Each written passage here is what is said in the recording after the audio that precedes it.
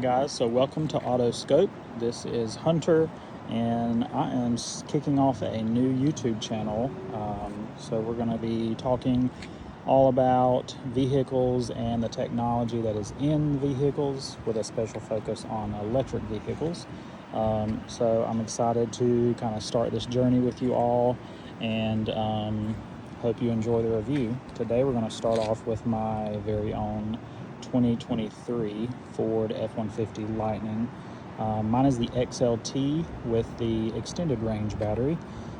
So the range on this is EPA estimated at 320 miles per charge. And so more realistically in the real world, I typically get somewhere around 280-ish. And that's with a good mix of city and highway driving. But mine is here in the carbonized gray color with the 20-inch rims. It's got the, I believe it's 312A package on it. So I get the upgraded 20-inch rims, the extended range battery, 9.6 kilowatt power on board. So yeah, I think they stopped offering that the 2023 model year. And so now, in order to get the extended range, you got to go for a flash trim or higher. But yeah, so we'll just take a quick walk around here and then we'll jump on the inside, do a quick review. All right, so starting up front here, of course, you've got pretty bold design with the light bar. But other than that, it mostly looks just like a standard F-150 from Ford. I do have some blue tow hook covers there just to kind of go with the lightning blue theme. But of course, the biggest kind of feature on these is the mega power front, so Ford calls it. Tons of space in here, as you can see.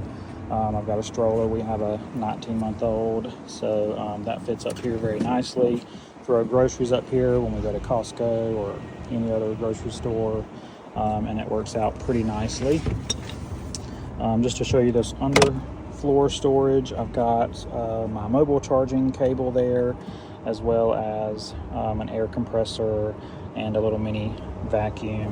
Both of these are from Fantic. I'm not sure if you guys have heard of that, but it's pretty cool brand to check out if you'd like to. Not sponsored, of course. So yeah, that's pretty good. This will hold up to 400 pounds here in the front, so that's pretty good load to be able to put in the front if you need to. It's got 4 tie downs, 1 on each corner of the front and then 2 in the back as well. I also have on the hooks here that you get for groceries, I have in the back of mine kind of connected a cargo net. I use that from time to time just to keep stuff from sliding around too much. You do have a button here that will turn on the lights. You've got lights up here in the top, that way at night it's well lit and illuminated for you. You can access the 12-volt battery and all that stuff through this little door here in the back. And then let's see, the other nice kind of party trick is your power tricks that you, power supply that you have up here. It's 2.4 kilowatt max, so you've got 4 120 volt outlets plus a USB-A, USB-C outlet as well there. Works pretty good. You can toggle that on and off with that button here for convenience, so that's pretty cool. I've used it a few times. You do also have an emergency exit here should a small child or something kind of get themselves stuck in the front. You can also refill your washer fluid here on the front left, and good stuff like that. So yeah, that's the mega power front. So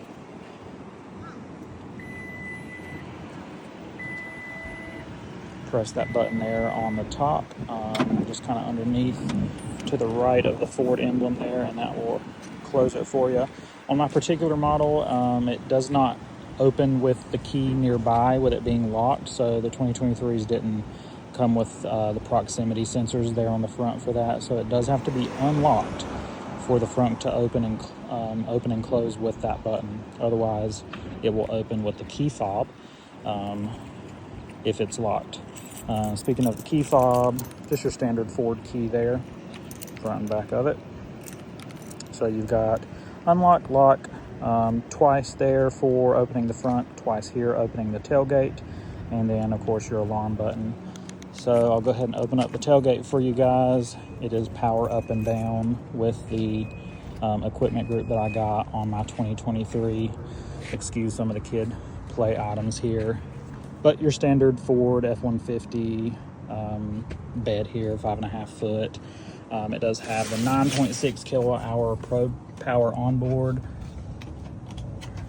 So you've got your 240 volt outlet there, toggle on and off switch for the outlets, and then underneath both of these are two standard house outlets, 120 volts there. I do have a Ford soft tonneau cover on the top of mine. Makes it pretty nice to turn this thing into pretty much a massive trunk. Throw all of our kids' stuff back there when we're going on road trips.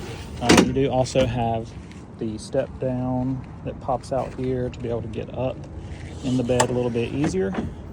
So that just kind of clicks in place there. Makes it really easy to kind of jump in and out of the bed there. And then of course coming around the side, standard F-150 styling. That's what a lot of people like about the Ford F-150 Lightning, is it essentially just looks like your standard F-150, just so happens to have an electric powertrain. Like I said earlier, the thing that makes it stand out the most is going to be that light bar there in the front, and of course the closed off grill.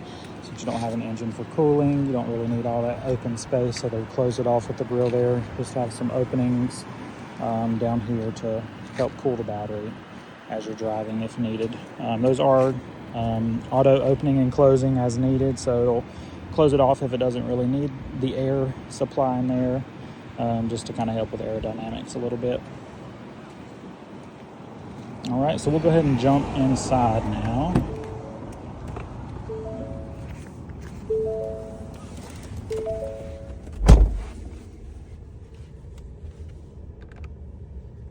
All right, so we are inside of the F-150 Lightning. Like I said, this is my personal 2023 XLT, so you don't get leather seats or anything like that, but this is a really nice quality cloth. I've bought some little pillow things to go in mine too for some extra comfort, but my wife and I are really happy with these seats. They're really comfortable.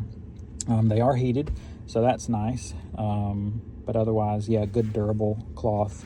Kind of got some contrast stitching there a little bit, if you can see, two-tone cloth. I feel like the dash is pretty nice. Has some decent materials up there. You do not get the large, that's the biggest difference on the interior. You don't get the large portrait style touchscreen for your infotainment screen.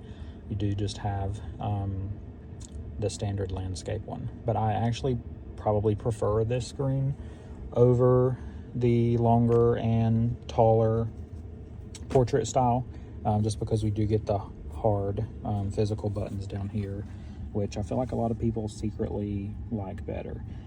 It's nice just to be able to have a knob to reach over here and turn up the volume, your temperature, things like that.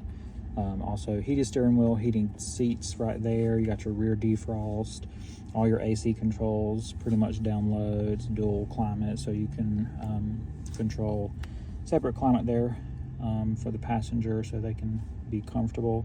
And then you've got your media and audio controls here. Also a button there just to turn on a calm screen for the screen if you just want less distraction, or you can turn it off altogether by clicking that again, and then one more time brings back the full screen.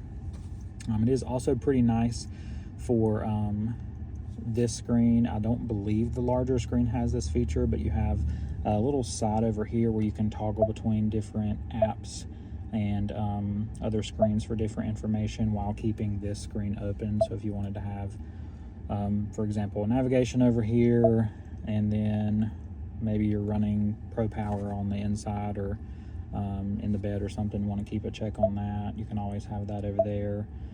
You can turn your bed camera on if you're hauling something in the back while you're driving. So the options here are really nice, and I like that Ford included that. Of course, it does have the standard Apple CarPlay, Android Auto. That's and it's wireless, so that's really nice. Me and my wife definitely love Apple CarPlay. So you can go to this screen here and toggle on between Apple CarPlay, just if you want your phone or your music or the full CarPlay experience there. So that's really nice. Also, they have, of course, your audio controls here, phone controls there, navigation, the charge settings screen. You can actually change this button to kind of add in whatever you would use most often, so that's kind of nice. But I have charge settings there in mine, so I kind of prefer whenever I'm DC fast charging, although I don't DC fast charge super often. I like to have that pretty accessible. That way I can change my one-time max charge limit if I need to, and just keep a check on it that way. So then you have different apps you can access there, your regular settings menu with standard settings there. And then other features, you can keep a watch on all your towing information and settings there, control your zone lighting from this screen, turning that on and off, access your drive modes. This is another pretty interesting and nice screen to be able to have. This is where you can put it in different drive modes. So you have normal, sport, off-road, and tow and haul mode. And then you can turn on and off your locking differential for off-road situations, and then on and off one pedal drive. I pretty much always keep this in one pedal drive. Now essentially I hate using a brake pedal. So yeah, I love one pedal drive, but you can turn that off if you want more of a traditional ICE vehicle driving experience, to use the brake pedal in the traditional sense. So moving up here to the instrument cluster, you can see it is fully digital. This is across the Lightning, and I think even the gas and hybrid F-150s as well have now moved to the fully digital instrument cluster, which I think is really nice. So on the left here, you have your screen for, or your gauge rather, for your range, your battery percentage, and then your power meters on the left. So you have power meter here on the left, your battery percentage remaining there on the right, and then your estimated range. Do you want to emphasize that as an estimate based on historical driving data? So that can change really quickly if you've been driving around town for the last week, getting pretty good efficiency. Then your range estimates are obviously going to be higher than if you decide to go out on a couple-hour road trip, take a little quick weekend trip or something. That range will quickly start falling to match more of the current efficiency that you're getting. So a lot of people kind of get confused and ask a lot of questions on social media about the guessometer for range, so just keep that in mind. Currently, I typically get around 2.3 and 2.4 around town, sometimes higher than that. Most of my driving is a decent mix, and so when I'm kind of around the town that I live in, I usually average around 2.3, 2.4. When I'm driving on highways, that's usually in the summer months around 2 kilowatts per hour, or miles per kilowatt hour, and then in the colder months I was seeing around 1.6 or 1.7. So definitely keep that in mind as you're considering purchasing one, or if you're a new Lightning owner, about the guessometer and how all of that works. Keep in mind your battery size as well. You'll pretty much get good at doing math in your head, figuring out, if I have the extended range battery, I have 131 kilowatt hours usable. So if you're getting 2 miles per kilowatt hour, multiply 131 times 2, and that gives you 262 miles on a full charge. So that's a lot different than the 320 that they advertise through the EPA. So just keep that in mind about your range when driving the Lightning, or really any electric vehicle for that matter. But moving around, you have all right, so next you have a middle screen here that's pretty customizable. You have a comm screen. A lot of people really like the comm screen.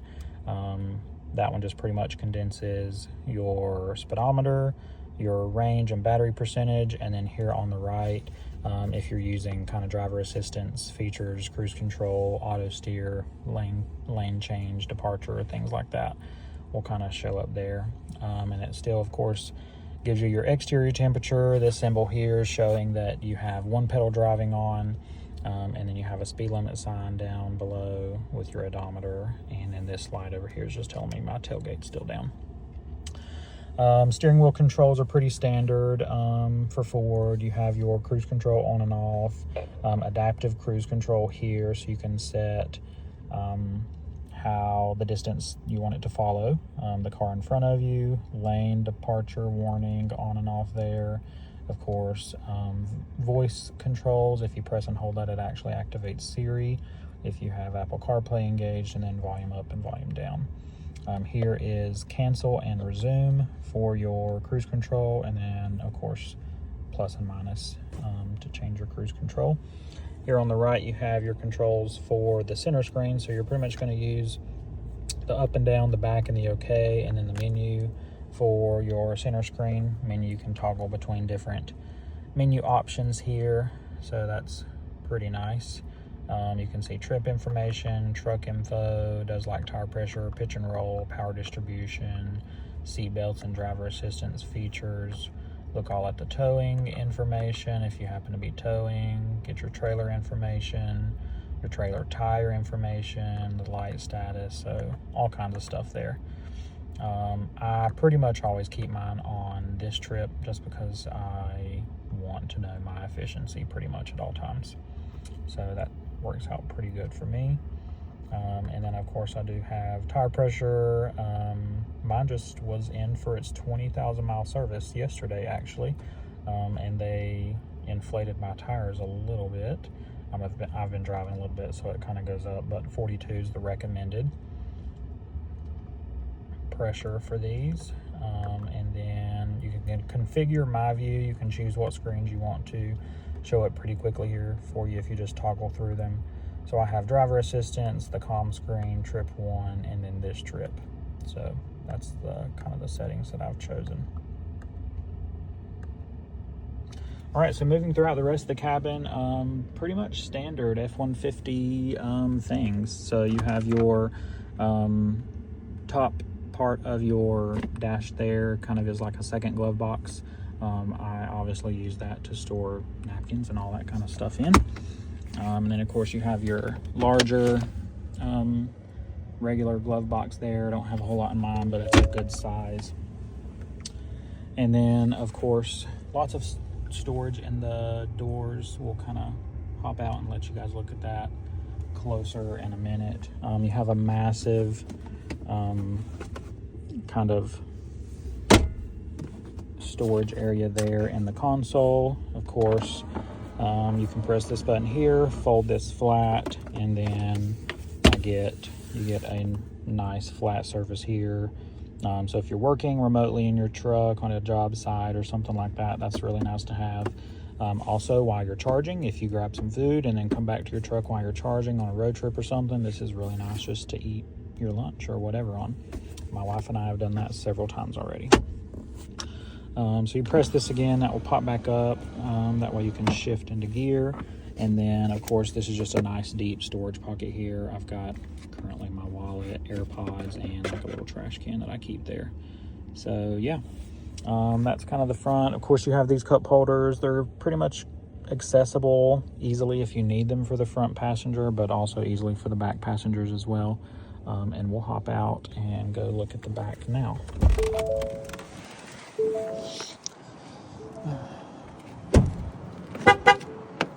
So this is the back seat. Again, this is my personal F-150, and we have a 19-month-old, so that means I have a rear-facing car seat and lots of toys and blanket and stuffed animals to keep him busy while we're driving. So excuse that mess, but I feel like this is a nice real-world example to show other guys that might have one, or ladies as well, exactly kind of how massive this back seat is.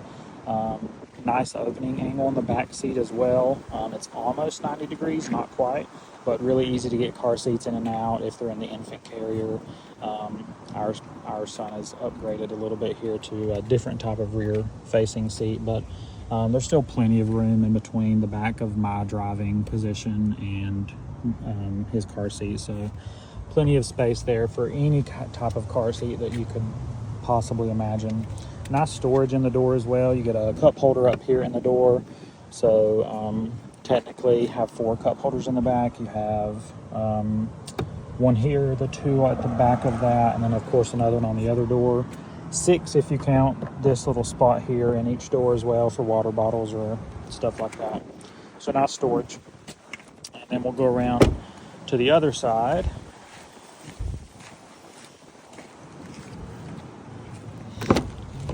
And here you can kind of see, again, how massive the back seat is. So really anyone that rides back here is going to be comfortable. There's plenty wide enough for 3 passengers all the way across.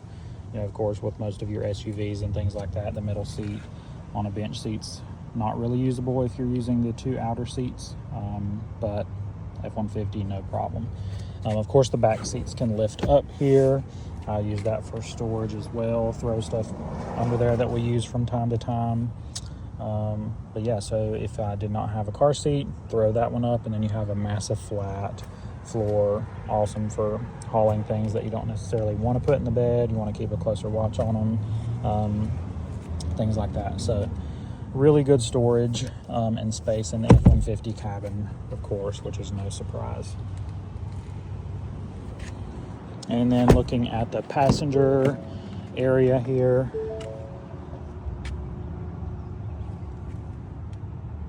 and so now looking at the passenger area here, again, storage on the passenger door is really nice as well. You've got nice big pockets, water bottle holder, I guess technically 2 water bottle holders. We kind of use those for bottles and things like that. Get a nice little decent shelf here for some storage, and then another little spot there for whatever you can think to throw in there.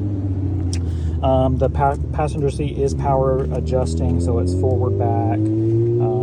Got the lumbar, power adjustable lumbar support as well, so that's really nice. Again, we're really happy with the cloth seats. If you're kind of on the fence of getting, you know, an XLT or a Flash or Lariat, whatever you're looking at, check out the cloth. I feel like it's a little underrated and it's really comfortable. We've not been disappointed with it yet. Took a road trip from North Carolina to Florida and back on a trip to Disney, and my wife and I were comfortable the whole time, so we really have no complaints there. But again, of course, you have plenty of leg room there. The seat can slide a good bit further back and you still wouldn't even bother passengers in the back. So overall, the space on the interior of the Lightning is just almost, bar none, the best in the industry. Of course, with a full-size pickup in these days, that's the kind of space you're going to be looking at across the board, but I think how Ford has packaged it really is a nice way. So yeah, that's the Ford F-150 Lightning. Also, just to touch real quick, I am almost fixing to hit 20,000 miles on mine, and I've had no issues whatsoever. So for me personally, the reliability of this truck has been amazing. I've owned it a little less than a year. Actually, July of this year will be 1 year with my Lightning, and I've already put almost 20,000 miles on it, so I do drive a good bit. And I've had no issues. The only issue I will say that I had was the front would only open to a certain height where you couldn't really access the front. When you either hit the button or the fob, power up, it would only go up a little bit. I could raise it manually the rest of the way. That way I could still access it if I absolutely needed to. And then I would have to close it manually as well. But that was covered 100% by Ford under a CSP that they had posted for the Lightnings in their front. So yeah, we've been very happy with it. One thing I haven't showed you yet is the charge port. That's pretty important. So of course here you have your standard level 2 charging port there, the J1772 charge port. If you open this flap here, that's where you get your CCS1 connector. So if you're DC fast charging, flop that down, plug it right in. This one is advertised at 150 kilowatt charging, but Ford recently sent out a software update where you can charge at a higher amperage, so the truck can now request 500 amps. So a lot of people are seeing around 187 kilowatt hour peak charging for the truck. So not the best in the industry, but it's also not bad at all. When we were doing our road trip to Florida, most of my stops were anywhere from 20 to 30 minutes max. So essentially as quick as I could get inside, the gas station or wherever we were at charging, use the bathroom, grab a snack, stretch your legs a little bit, things like that, it was pretty much ready to go. So it didn't really feel like we were just waiting around for a long time waiting on it to charge. So we really had a nice experience with that. So anyways, thanks for sticking around to the end of the video. Don't forget to like and subscribe. It'll really help my channel out as I'm getting started here. And stay tuned for the next video. I think I'm going to drive over to Garner, North Carolina in the next video to show the new Iona rechargery in Garner, North Carolina there. It's only about an hour and a half from where I live. So yeah, stay tuned. In the next couple of weeks, we'll be going out there, and I'll try to get that video posted as soon as possible. Thanks. Bye.